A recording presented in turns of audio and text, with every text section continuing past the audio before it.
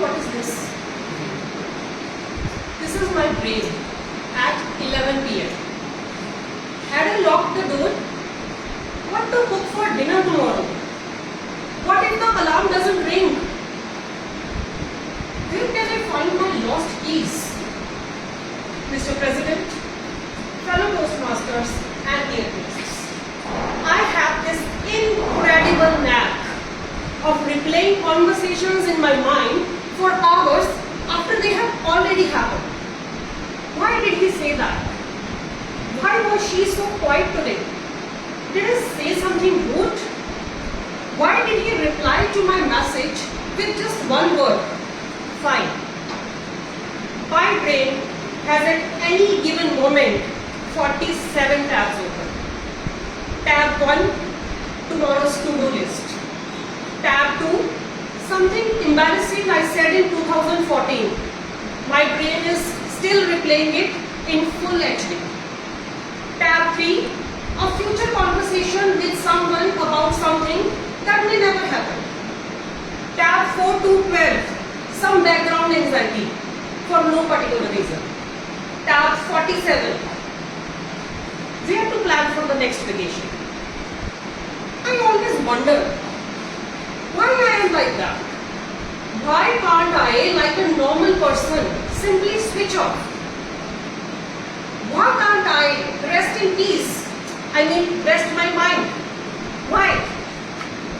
Until 2023, when I started working as a content writer with an Ayurvedic doctor based in Canada.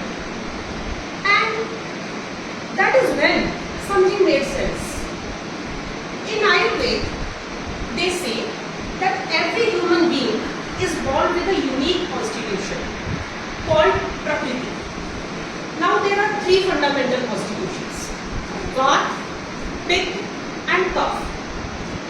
Now I am predominantly a Vata person, and Vata people are undisputed world champions of overthinking. You give a Vata person a small pebble to think about, and they'll hand you back the entire Himalayan mountain range. But this is what actually made me feel good. Ayurveda often describes Vata people as creative, imaginative, quick thinker and highly perceptive. They notice things that others don't. They feel things deeply. They connect dots that others can't even see. So Ayurveda didn't just explain my problem, it reframed. It told me that it's not a flaw. This is your nature. This is what you are made of. So overthinking is not always a problem. Sometimes it's a hidden talent. We analyze everything. We imagine each possibility. We spot risks that others haven't even considered. A normal person has plan A and plan B. An overthinker like me has plan A, B, C, D, E and an emergency plan in case you run out of alcohol. Okay, how do you pack for travel? Clothes, medicines, charger. I pack clothes, medicines, extra medicines, charger, an extra charger, a backup charger for extra charger, a power bank for the backup charger of the extra charger. Now the real question. What to do if the thinking becomes too loud? What if the mental tabs crash the browser entirely? It happens. Let me tell you what works for me. The brain dump. I grab my journal and write down every single thought that is bothering me. Once a thought is written, it stops screaming. Do you know why our brain holds to a thought so tightly? Because it's afraid that it will forget it. But once it's on paper, the brain says, okay, fine, moving on. Now, last night, before this speech, I had three options. Sleep peacefully, worry a little, or overthink everything.